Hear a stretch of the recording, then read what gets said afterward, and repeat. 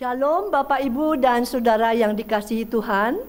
Bersyukur kepada Tuhan atas anugerah dan pemeliharaannya kepada kita semua. Kita akan mulai ibadah pagi hari ini. Mari bersaat teduh di hadapan Tuhan.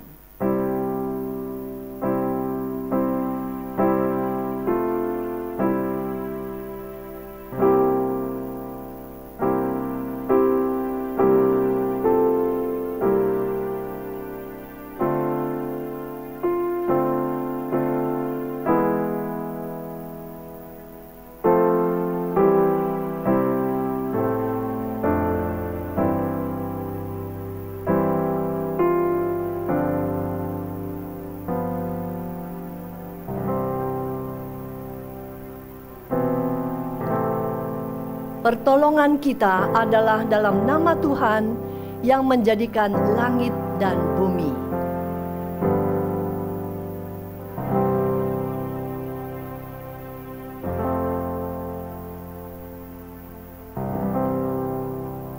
Terpujilah nama Allah di tempat yang tinggi. Dia mengutus anaknya ke dunia menebus manusia.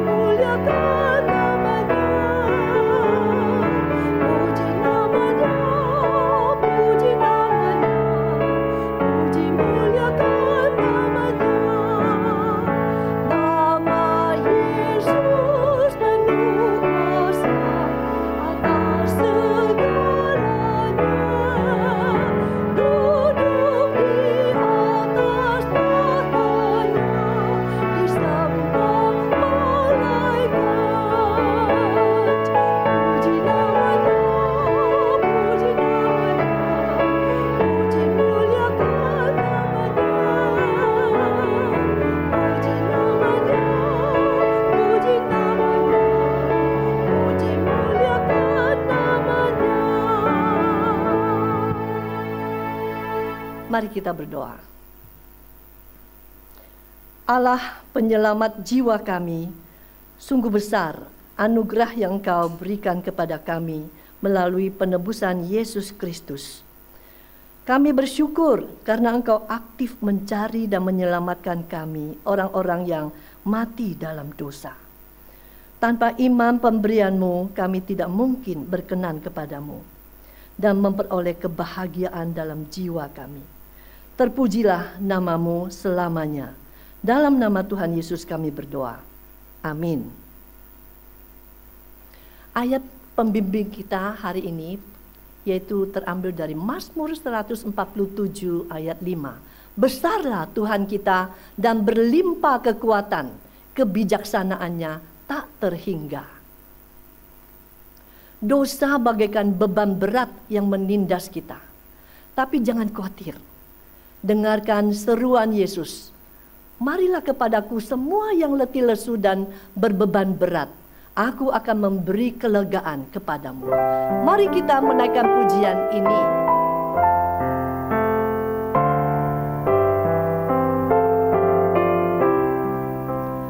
Dengarlah sabdanya, kau yang tak berdaya.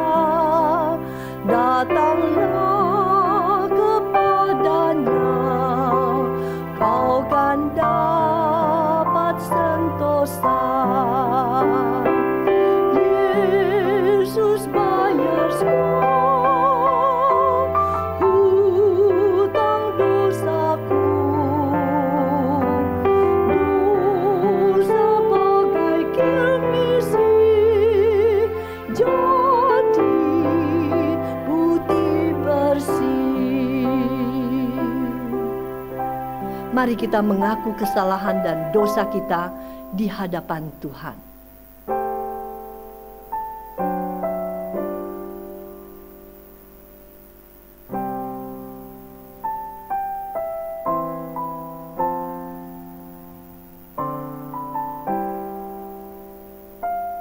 Allah penyelamat kami yang agung, kami menyadari dosa menjadi penghalang dalam komunikasi dengan Engkau. Kami tidak ingin pujian, doa, dan penyembahan kami sia-sia oleh karena rintangan dosa. Mohon Engkau berkenan mengampuni segala dosa yang telah kami akui di hadapan-Mu. Mampukan kami untuk hidup dalam kemenangan di dunia yang penuh dosa ini. Dalam nama Tuhan Yesus kami berdoa. Amin. Saudara-saudara, dengarkanlah berita anugerah dalam Mazmur 130 ayat 3 dan 4. Jika engkau, ya Tuhan, mengingat-ingat kesalahan-kesalahan, Tuhan, siapakah yang dapat tahan? Tetapi padamu ada pengampunan, supaya engkau ditakuti orang. Mari kita memuji Juru Selamat kita yang telah membayar semua hutang dosa kita.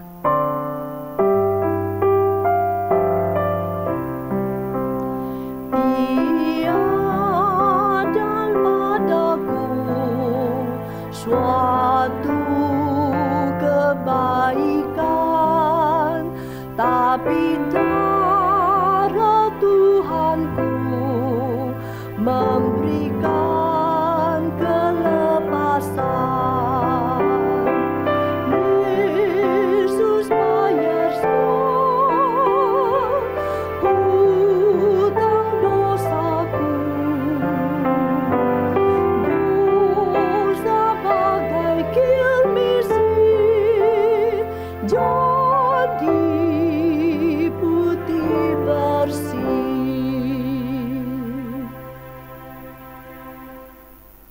Pembacaan bertanggapan kita ambil dari Kejadian pasal 39 ayat 1 hingga 4, 11 hingga 12, 20 hingga 23.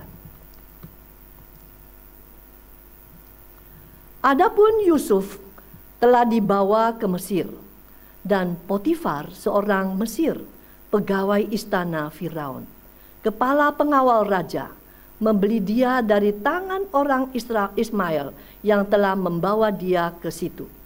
Tetapi Tuhan menyertai Yusuf sehingga ia menjadi seorang yang selalu berhasil dalam pekerjaannya, maka tinggallah ia di rumah tuannya orang Mesir itu. Setelah dilihat oleh tuannya bahwa Yusuf disertai Tuhan dan bahwa Tuhan membuat berhasil segala sesuatu yang dikerjakannya, maka Yusuf mendapat kasih tuannya dan ia boleh melayani dia. Kepada Yusuf diberikannya kuasa atas rumahnya dan segala miliknya diserahkannya pada kekuasaan Yusuf.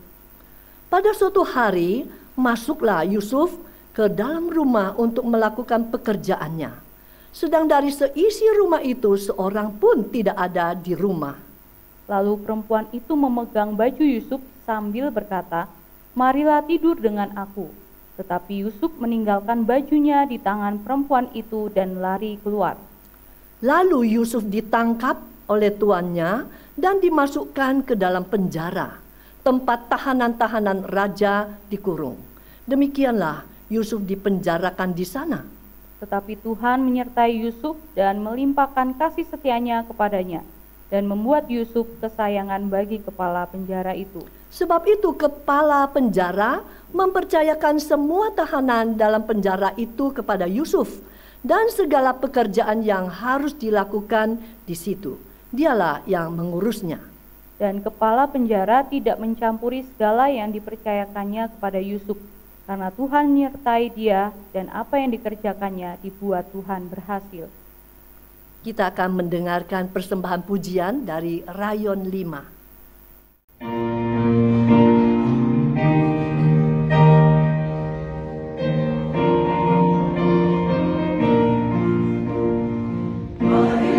Sampai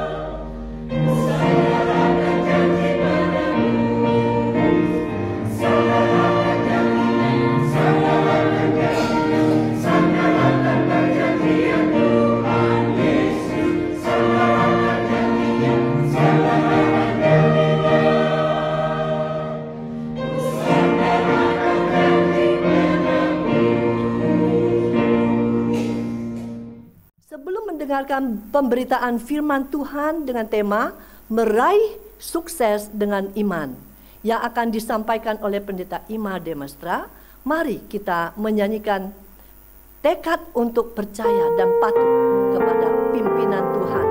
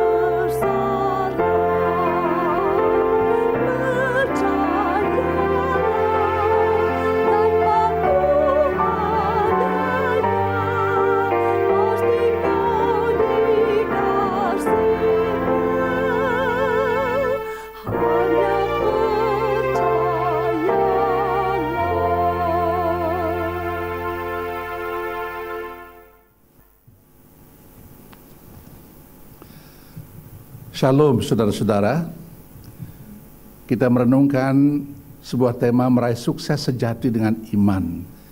Kita akan melihat kehidupan Yusuf. Sukses, sebuah kata yang sangat-sangat populer. Setiap orang mendambakan sukses menjadi realita dalam hidupnya. Saya tidak ragu sedikit pun bahwa kita semua, saudara dan saya, tanpa kecuali ingin mengalami sukses. Sukses dalam pendidikan, dalam pernikahan, perjalanan, usaha dagang, dan lain-lain. Termasuk sukses dalam bergereja. Tetapi sejatinya, apa yang disebut dengan sukses itu?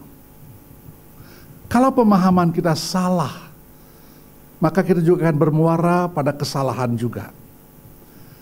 Budaya zaman mendefinisikan sukses hanya dalam arti finansial dan material yang nampak biasanya melibatkan kekuasaan, ketenaran, kemewahan, dan glamor. Mungkin sudah biasa pernah membaca majalah sukses yang sepenuhnya dikhususkan untuk kesuksesan pencapaian finansial dan bisnis sebagai ukurannya. Kamus Webster mendefinisikan sukses sebagai mencapai hasil yang diharapkan atau diinginkan. Mencapai, accomplished, kelar dengan satu pekerjaan. Seorang anak disekolahkan piano oleh orang tuanya, dipaksa karena mempunyai keinginan tertentu atas anak ini. Selesai sekolah, ia terima ijazah, lalu pulang, langsung bertemu dengan orang tuanya. Dan dia berkata, "Papa, Mama, saya sudah kelar dengan ijazah ini. Dan ini ijazahnya saya serahkan kepada Papa dan Mama." Lalu sejak itu ia tidak pernah lagi menyentuh piano. Selesai, selesai. Accomplished, accomplished. Tetapi sukseskah itu? Seorang pasien sakit gigi datang kepada seorang dokter gigi. Dokter gigi sibuk dengan telepon, melihat WhatsApp dan sebagainya bolak-balik. Lalu dia mulai mengerjakan pekerjaan mencabut gigi itu. Setelah selesai dicabut, pasien masih saja mengerang kesakitan. Besok datang lagi kepada dokter. Ternyata gigi yang dicabut salah. Seharusnya geraham kanan, tapi yang dicabut geraham kiri. Accomplished? Ya. Tetapi itukah sukses? Ada orang yang menginginkan pernikahan yang ideal menurut pandangannya. Dia memimpikan ingin mendapat seorang pasangan yang posturnya begini, kekayaannya begono, kecerdasannya canggih dan lain-lain. Lalu dia menemukan seolah-olah sudah mencapai, menikah dengan sangat-sangat meriah. Pulang dari bulan madu, madunya habis, tinggal racunnya. Perlakuan kasar, KDRT, dan seterusnya. Keluarga hanya berumur 1 kuartal. Pernikahan bubar. Apakah dia mencapai pernikahan? Ya. Tapi apakah dengan accomplished itu berarti sukses? Lagi sekali, konsep yang salah mengarah ke target yang salah, lalu berujung pada yang salah. Dan hidup pun menjadi sia-sia, menghabiskan waktu untuk mengejar tujuan yang salah. Celakanya, sang waktu terus bergerak ke depan, tidak pernah menunggu. Waktu tidak pernah berhenti, waktu tidak pernah berbalik kembali. Di kalangan Kristen juga ada budaya yang tidak berbeda. Pendeta merasa sukses kalau ia berhasil mendapatkan recognition, pengakuan. Dengan tidak merasa bersalah, ia menggunakan segala cara untuk menjelekkan orang ini, menjelekkan itu seolah-olah dirinya paling benar dan paling baik. Pimpinan gereja juga seperti itu. Baik pendeta, majelis jemaat, mereka berpikir gereja sukses kalau menggapai A, B, C, attendance, building, dan cash. Attendance, pengunjung kebaktian banyak orang. Menarik attendance dengan selebriti, artis bersaksi, tidak peduli apa karakter orang itu baik atau tidak.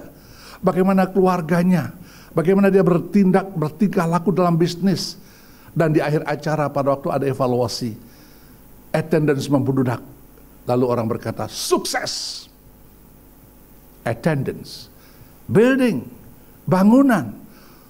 Gereja yang sukses katanya bangunan gerejanya megah, interiornya lengkap, mewah, sound, multimedia, dan terus direnovasi, makin maju, makin modern. Bagaimana dengan cash? Uang melimpah, deposito di bank, wow, luar biasa. Tapi apa yang terjadi? Datang COVID-19, gedung kosong, pengunjung lengang, cash drop. Sampai ada ide mau menjual gedung gereja. Jadi kita perlu memberikan fokus yang tajam pada jawaban Alkitabiah untuk pertanyaan, apakah kesuksesan sejati itu? Dalam kitab Kejadian yang sudah kita baca tadi, ada kisah tentang Yusuf. Kisah yang dimulai dengan sebuah mimpi pada usia 17-an tahun. Dia tahu mimpi itu berasal dari Tuhan. Memang tidak semua mimpi datang dari Tuhan. Ada yang datang dari sendiri sebagai reaksi kejiwaan. Ada juga yang datang dari setan. Tapi kalau mimpi yang datang dari Tuhan, pasti ada konfirmasi yang jelas dari Tuhan. Itu yang dialami oleh Yusuf. Mimpi itu mengungkapkan tujuan rencana Tuhan untuk hidupnya. Kejadian pasal 37 ayat 6 sampai dengan ayat 7 dan ayat 9 mengatakan, karena katanya kepada mereka, coba dengarkan mimpi yang kumimpikan ini. Tampak kita sedang di ladang mengikat berkas-berkas gandum, lalu bangkitlah berkasku dan tegak berdiri. Kemudian datanglah berkas-berkas kamu sekalian mengelilingi dan sujud menyembah berkasku itu. Lalu ia memimpikan pula mimpi yang lain yang diceritakannya kepada saudara-saudaranya. Katanya, aku bermimpi pula, tampak matahari, bulan dan bintang dan 11 bintang sujud menyembah kepadaku. Yusuf percaya kepada rencana Tuhan. Banyak orang berpikir bahwa Yusuf membuat kesalahan fatal waktu dia membagikan, share mimpinya itu kepada saudara dan bapaknya. Tapi apa yang ia bagikan adalah apa yang yakin itu datang dari Tuhan. Dia sangat percaya itu. Ia juga membagikan dengan iman dan kerendahan hati yang sederhana, bukan dengan kecongkakan atau kesombongan. Pemberitahuan itu memancing teguran ayahnya dan memicu iri hati, kebencian saudara-saudaranya yang semakin lama semakin meningkat. Ayat 10 berkata, ia ditegur oleh ayahnya, mimpi. Apa mimpimu itu? Masakan aku dan ibumu dan saudara-saudaramu akan sujud menyembah kepadamu sampai ke tanah? Maka iri hatilah saudara-saudaranya kepadanya. Tetapi ayahnya menyimpan hal itu dalam hatinya. Nah, sekarang Yusuf memiliki tujuan atau visi untuk hidupnya. Walaupun orang lain tidak menerimanya. Kita semua diciptakan oleh Tuhan untuk satu tujuan ilahi. Tuhan mungkin tidak berbicara kepada kita melalui sebuah mimpi. Tetapi jika kita bertekad untuk mengetahui rencananya bagi hidup kita, Dia akan mengungkapkannya kepada kita.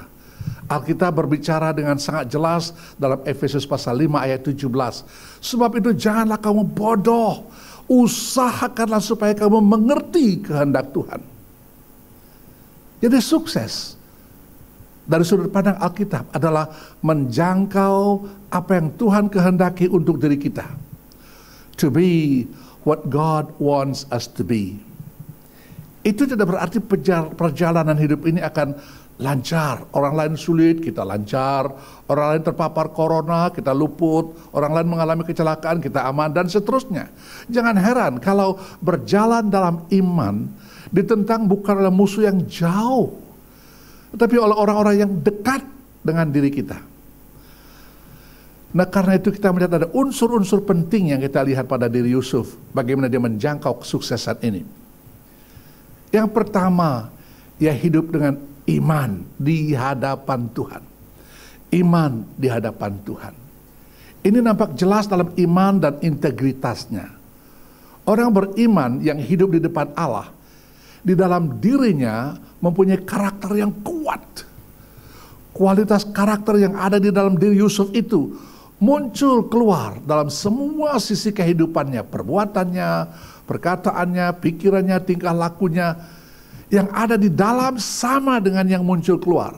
Ini yang disebut dengan integritas. Integritas. Dalam bahasa yang sederhana, dalam dan luarnya sama. Sehingga menjadi alamiah. Tidak munafik, tidak membuat-buat. Ada ucapan begini, apa yang terus kita lakukan berulang-ulang, itu akan menjadi kebiasaan. Kebiasaan yang terus kita lakukan berulang-ulang menjadi karakter. Di dalam diri Yusuf ada sikap hati yang terus-menerus hidup di depan Tuhan. Itu artinya dia beriman. Lalu terungkap keluar dalam hidup takwa atau takut kepada Tuhan. Tidak ada rasa buat-buat seperti yang saya katakan tadi. Tidak ada rasa aneh. Tidak merasa munafik. Tidak merasa tampil beda, itu saja sesuatu yang aneh. Berapapun harga yang harus dibayar, dia lakukan. Karena bagi dia itu sangat alamiah. Nampak normal-normal, alamiah saja. Kita mengikuti kisahnya. Bagaimana dia hidup dengan iman di depan Tuhan. Ia dijual ke negeri asing.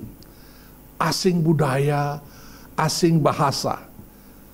Status dari anak kesayangan Bapa sekarang menjadi budak di rumah Potifar. Potifar adalah kepala keamanan Firaun. Di situ ia dipercaya atas semua yang ada dalam rumah Potifar. Potifar seperti tidak urus apapun. Semua diserahkan kepada Yusuf.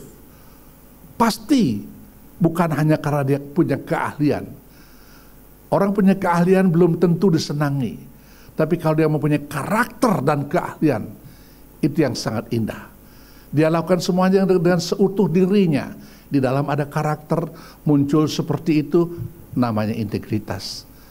Integritas. Orang akan memilih orang berintegritas dan ahli daripada orang ahli tetapi tidak punya integritas. Tapi kemudian istri Potifar merayu Yusuf untuk berbuat zina. Dicatat bahwa istri Potifar menggoda Yusuf bukan satu kali, berkali-kali. Statusnya sebagai budak seharusnya memanfaatkan kesempatan emas itu demi mendapat perhatian yang khusus, jaminan sosial yang lebih baik, dan perlakuan khusus di rumah itu. Pasti menguntungkan bagi seorang budak. Usia Yusuf yang muda juga menopang untuk perbuatan itu. Dan situasi dikatakan di situ sangat kondusif. Tidak seorang pun ada di sana. Lengkap sudah. Just do it.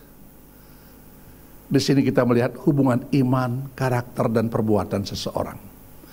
Karena ia beriman, selalu hidup di depan Tuhan, maka karakternya terbentuk, lalu menampilkan kehidupan yang sesuai dengan kualitas karakter dalam dirinya. Itulah kehidupan berintegritas yang sangat tinggi. Itu sebabnya Yusuf tidak merasa aneh waktu ia menjawab bujukan istri Potifar itu, dengan bantuan tuanku. Beliau tidak lagi mengatur apa-apa yang ada di rumah ini. Dan ia telah menyerahkan segala miliknya pada kekuasaanku. Bahkan di rumah ini tidak lebih besar kuasanya daripadaku. Dan tiada yang tidak diserahkannya kepadaku selain daripada engkau. Sebab engkau istrinya. Bagaimana saya bisa berbuat kejahatan yang besar ini? Dan bagaimana saya bisa berbuat dosa kepada Tuhan? Saudara, satu jawaban, satu sikap iman yang luar biasa. Dia tahu apa yang boleh dia sentuh, apa yang menjadi miliknya, dan apa yang bukan dia boleh sentuh, dan apa yang milik orang lain. Karena itu dia difitnah, dijebloskan ke dalam penjara bawah tanah. Ini keadaan yang lebih buruk dari kisah sebelumnya. Kalau kita membaca Kejadian 40 ayat 3, mungkin sekali penjara itu berlokasi di ruang bawah tanahnya rumah Potifar. Dan Mazmur 105 ayat 15 memberi sekilas gambaran tentang realita di penjara seperti itu. Bahasa Indonesia terjemahan baru mengatakan mereka mengimpit kakinya dengan belenggu, lehernya masuk ke dalam besi. Dalam terjemahan NLT dikatakan, there in prison they bruise his feet with fetters and place his neck in an iron collar. Lehernya diisi kolar besi. Nah, di penjara juga Yusuf mendapat kepercayaan dari kepala penjara. Ini juga pasti karena kadar integritasnya itu. Nah, bagaimana Yusuf naik ke puncak pada baik waktu di rumah Potifar maupun di penjara? Alkitab mengatakan karena tangan Tuhan ada padanya. Ia menghadapkan diri kepada Tuhan. Artinya, ia beriman dan menjadi sebagaimana Tuhan rencanakan. To be what God wants him to be. Kemanapun, dalam keadaan apapun ia berada, selalu mempunyai integritas ini. Jangan tanyakan di mana kamu berada. Tetapi tanyakan apakah ada di tempat di depan Tuhan di mana kamu berada.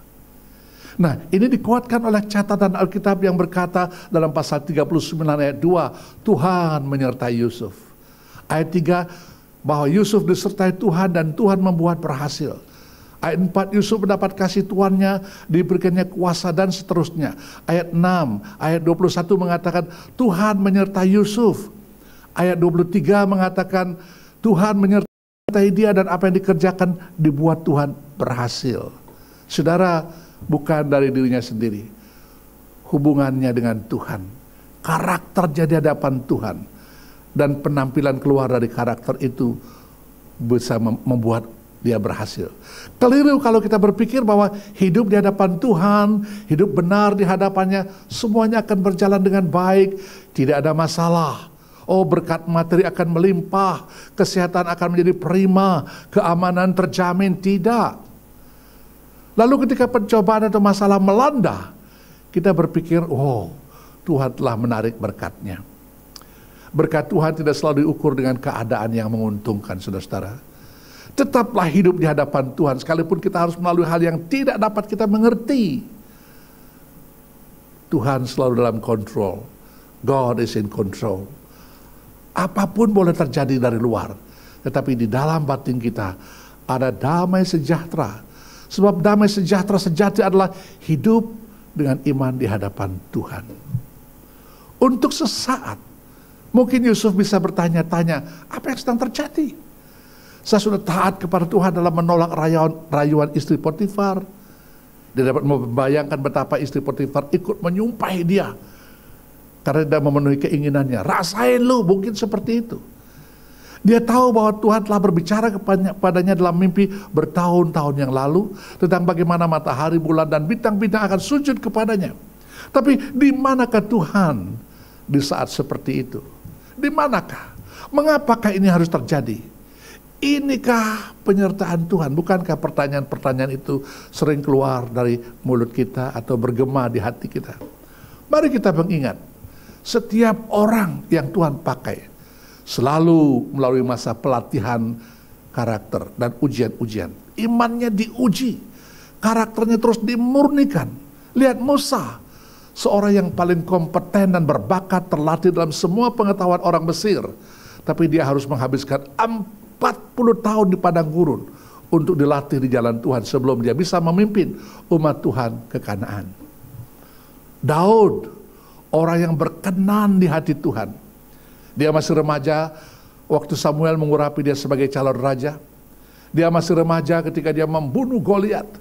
Namun dia harus menghabiskan umur 20-an untuk dilewati sebagai buronan dari Raja Saul yang gila itu. Rencana Tuhan tidak pernah salah dan tidak pernah gagal. Pada usia 30, ia siap untuk memimpin bangsa. Lihat Paulus. Ketika bertobat, dia adalah seorang sarjana kitab-kitab Ibrani. Seharusnya kalau zaman kita sekarang, segera harus diundang mengajar di seminari. Seorang sarjana yang pintar. Tapi Tuhan mengirimnya ke gurun Arab 2 atau 3 tahun untuk belajar sendiri dengan Tuhan. Kemudian dia ke Tarsus dalam ketidakjelasan. Sekitar 10 tahun setelah pertobatannya, akhirnya mulai melayani dengan Barnabas di Antioquia, di mana Tuhan mulai menggunakan karunia-Nya yang luar biasa. Kalau kita membaca surat-suratnya dan kitab kisah para rasul, pelatihan atas Paulus tidak berakhir di situ. Sepanjang pelayanannya, Paulus terus menerus dilatih melalui banyak pencobaan. Semua ini mengingatkan kita kepada Tuhan Yesus. Walaupun dia adalah Allah yang sempurna, ia belajar taat melalui hal-hal yang dia derita. Ibrani pasal 5 ayat 8 berbicara seperti itu. Coba renungkan. Yesus memulai pelayanan publiknya dalam usia 30 tahun. Tapi di mana beliau sebelum usia 30 tahun? Kalau ada seorang pemuda yang kompeten, yang saleh, suka melayani pada usia 20-an tahun, pasti Yesus orangnya. Tapi ia setia menjalani proses sampai waktu yang ditetapkan. Kalau pakai standar kesuksesan modern, kita harus katakan Yesus telah tidak sukses, gagal. Dia melayani hanya selama 3 tahun, mati meninggalkan sekelompok pengikut yang bingung. Jika penyertaan Tuhan berarti keadaan yang lancar dan selalu menguntungkan, semuanya berjalan sesuai keinginan kita, maka Yesus tidak sukses. Lagi sekali kita masing-masing perlu menyadari bahwa Allah menggunakan keadaan kita untuk membentuk karakter supaya menjadi seperti Yesus Kristus. Dalam kisah Yusuf terlihat jelas bagaimana Tuhan menggunakan pencobaan untuk membentuk Yusuf menjadi man of God yang matang, manusia Allah yang matang, yang dapat menangani kebesarannya nanti waktu disodorkan kepadanya pada kedudukan tertentu. Coba pikirkan bagaimana kalau Yusuf tidak tunduk ke bawah tangan Tuhan dalam pencobaan ini. Bagaimana kalau ia duduk di penjara lalu mengeluh, ini tidak adil. Saya sudah taat tapi dibeginiin. Tahu begini lebih baik saya tidak taat.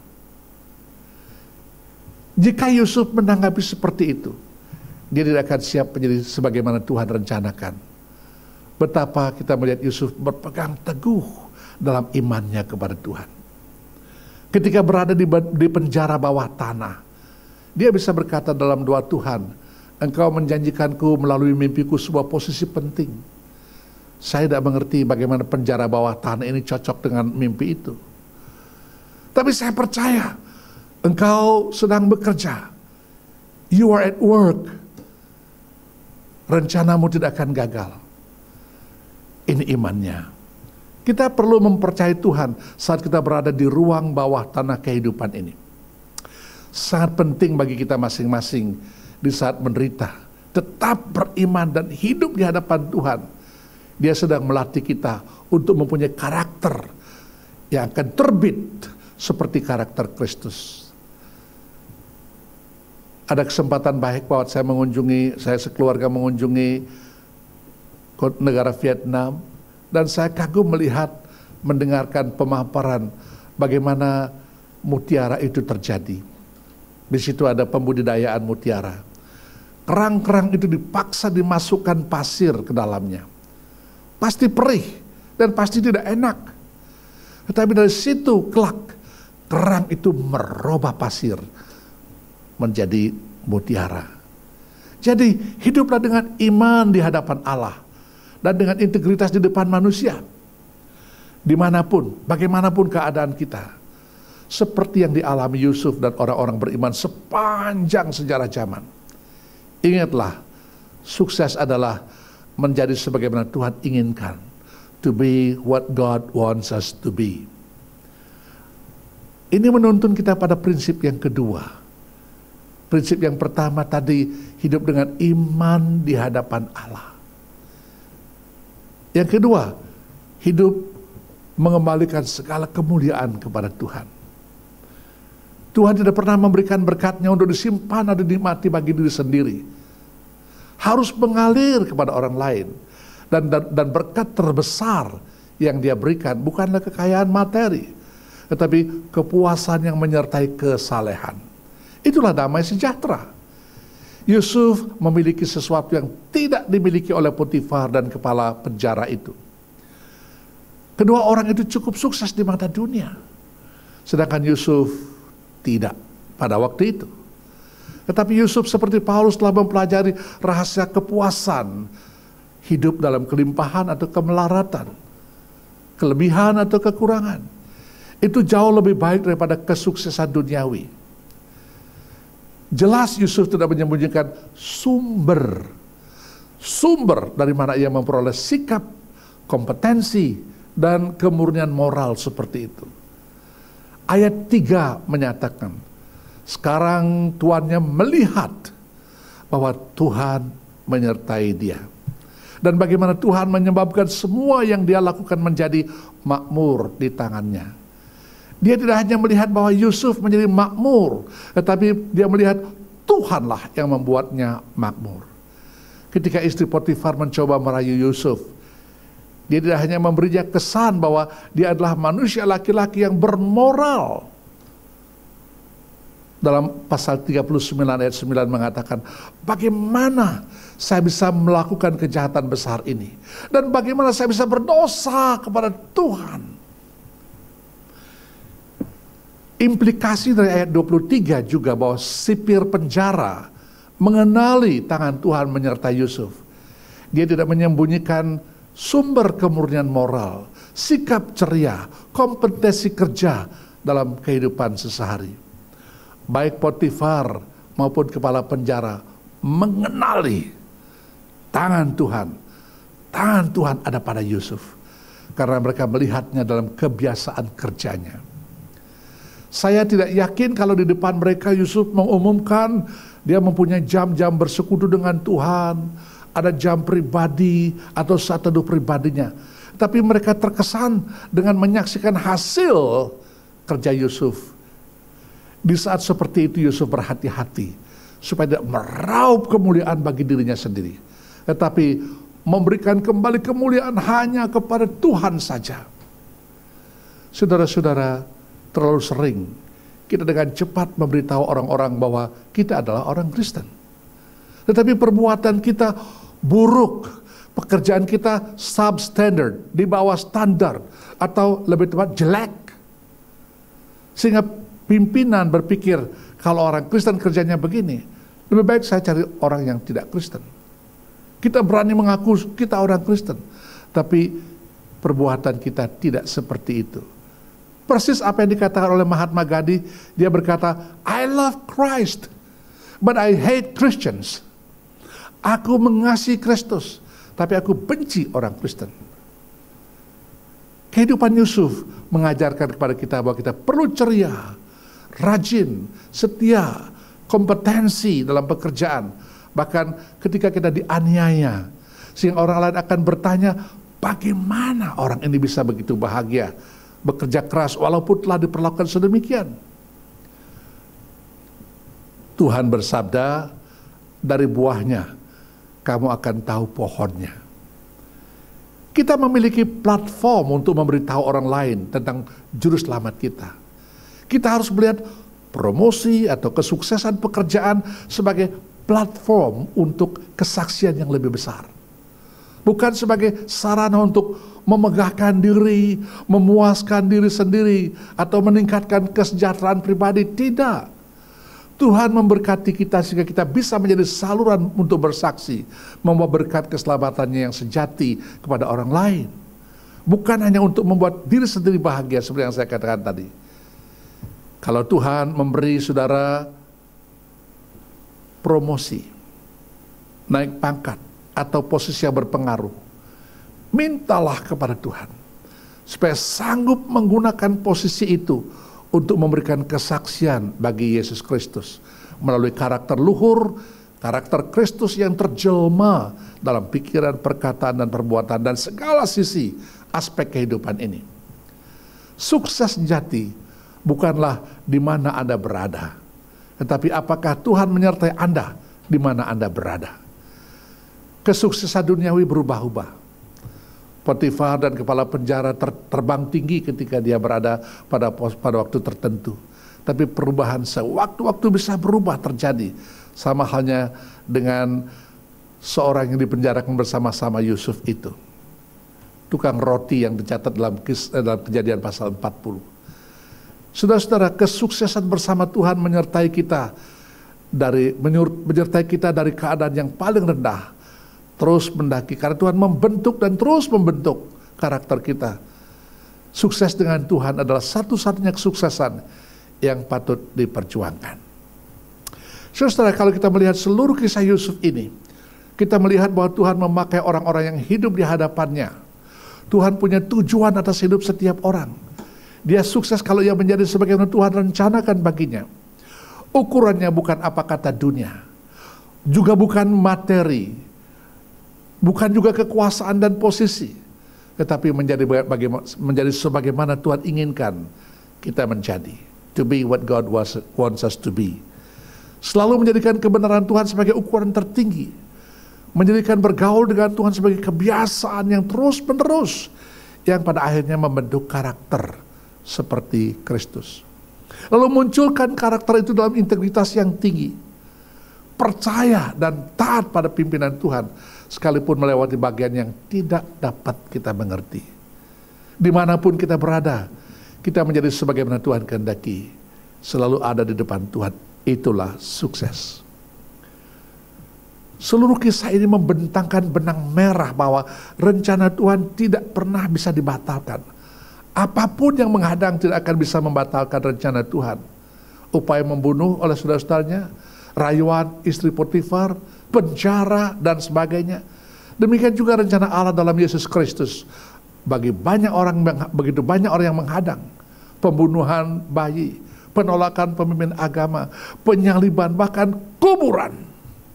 Semua berlalu. Tidak lama lagi ia akan kembali. Dia akan datang kembali. Tidak ada yang dapat menghalangi. Mari kita hadapkan diri kita kepada Tuhan dengan iman yang teguh. Selagi ada waktu, hiduplah dengan integritas yang tinggi, supaya dunia melihat kemuliaan Tuhan dalam hidup kita. Soli Deo Gloria. Terpujilah nama Tuhan. Amin.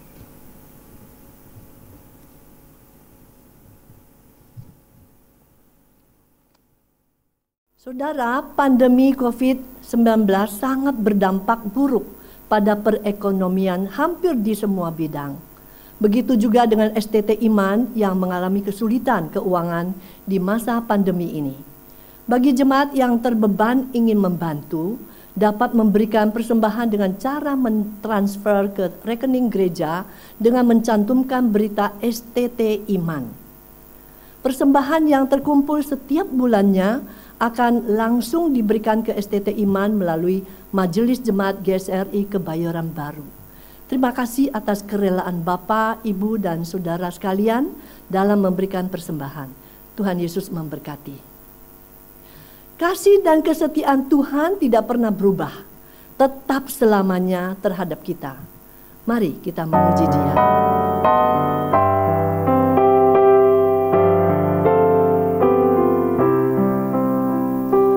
Besar setiamu, Allah Bapa-Ku, besarlah kasih-Mu yang melimpah.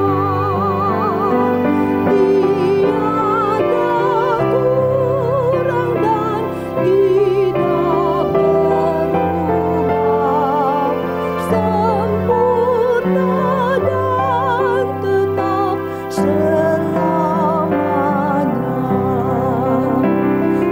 Besar setiamu,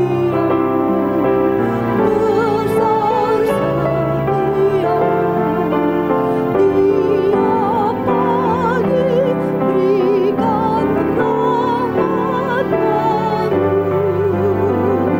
Segala yang ku perlu Kau sediakan. Besar setiamu kepadaku.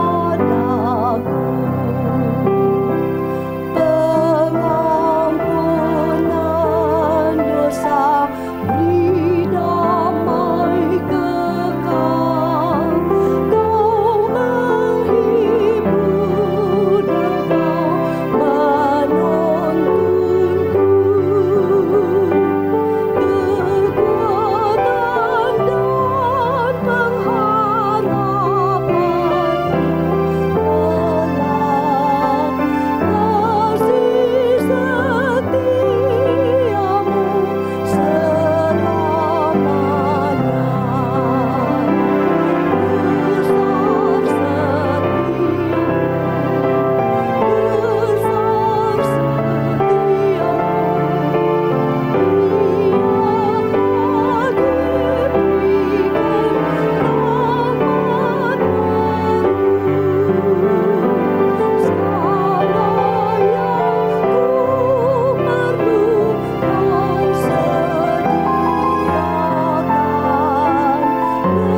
besar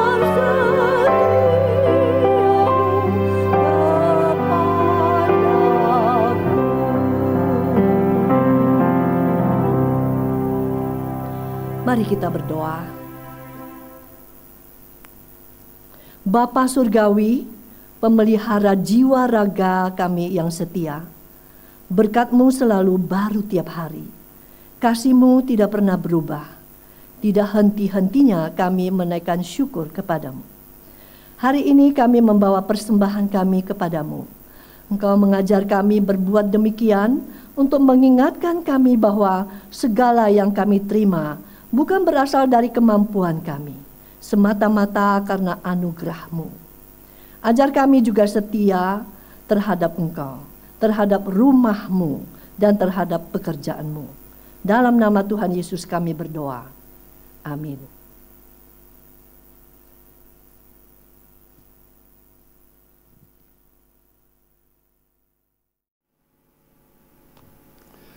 Jemaat Tuhan, mari kita bersyafaat bersama-sama. Kami merendahkan hati di hadapan-Mu ya Tuhan, karena sesungguhnya Engkaulah pencipta dan kami hanya ciptaan. Betapa angkuh dan sombongnya kami ketika kami mencapai sesuatu prestasi dalam kehidupan ini, khususnya di bidang ilmu, di bidang ilmiah. Kami menganggap Tuhan perlu disingkirkan. Dalam banyak hal kami sudah mulai menantang Tuhan. Ampuni kami Tuhan. Suasana pandemi yang kami hadapi merupakan warning dari Tuhan supaya kami ingat siapa diri kami. Biarlah kami sadar kembali Engkau yang memegang kuasa atas segala sesuatu. Mohon kiranya Tuhan kuatkan kami untuk kembali kepada Tuhan. Hidup bagi Tuhan di dunia yang sementara ini. Kami bersyukur Engkau meletakkan kami hidup di negeri Indonesia yang kaya, indah, dan makmur ini. Tetapi ya Tuhan, begitu banyak orang-orang yang tidak sehati memajukan negeri ini hanya untuk kepentingan kelompok sendiri atau mungkin kepentingan pribadi. Beri hikmat bijaksana kepada Presiden dan Wakil Presiden kami dalam memimpin negeri ini. Kami bersyukur Engkau sudah menganugerahkan beliau sebagai pemimpin kami dalam periode ini. Kami juga berdoa bagi wakil-wakil rakyat di DPR, baik daerah maupun pusat. Biarlah kami sama-sama menyadari bahwa status kami adalah kehormatan yang Tuhan berikan kepada kami, bukan kekuatan, kemampuan atau hak kami, tetapi hak Tuhan yang Kau berikan kepada kami. Setiap waktu, setiap saat Engkau berhak mengambil apa yang Kau berikan itu.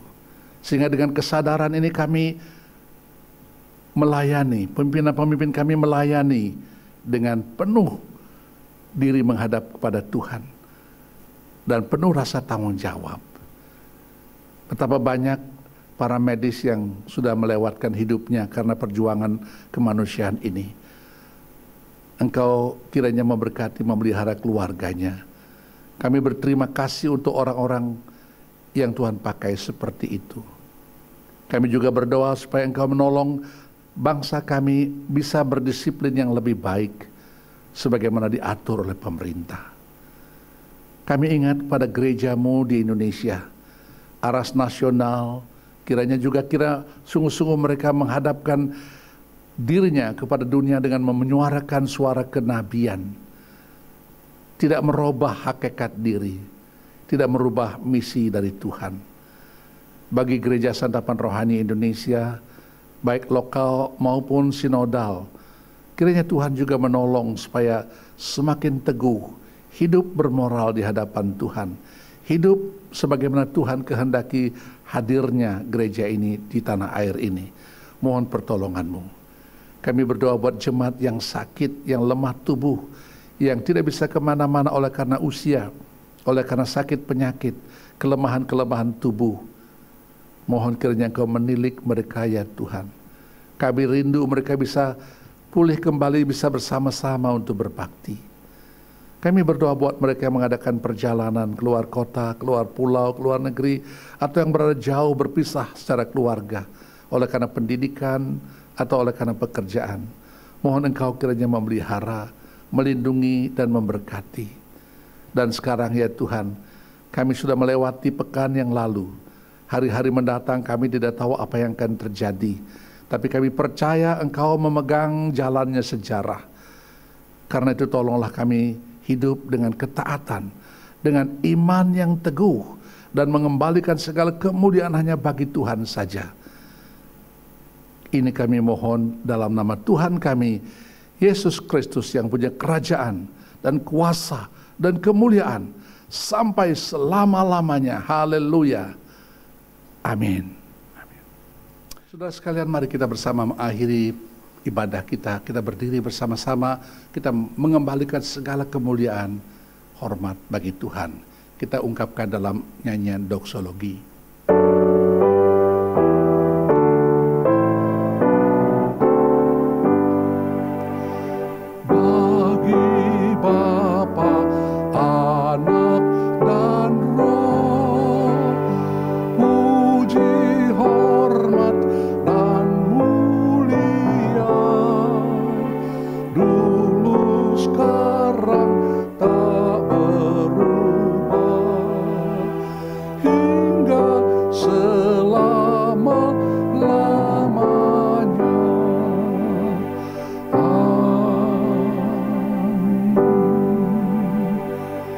Kiranya dari Dia yang berkuasa menjaga supaya jangan kamu tersandung, dan yang membawa kamu dengan tak bernoda dan penuh kegembiraan di hadapan kemuliaan-Nya.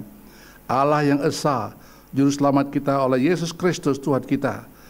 Turun kiranya anugerah damai sejahtera, kasih dan penyertaan Roh-Nya tinggal tetap ada padamu sekarang sampai selama-lamanya.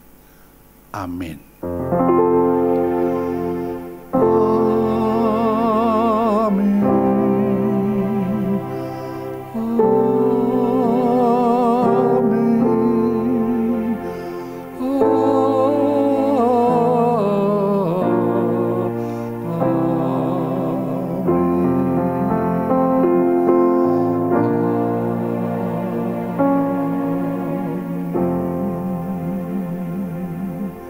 Silakan duduk, ibadah kita selesai.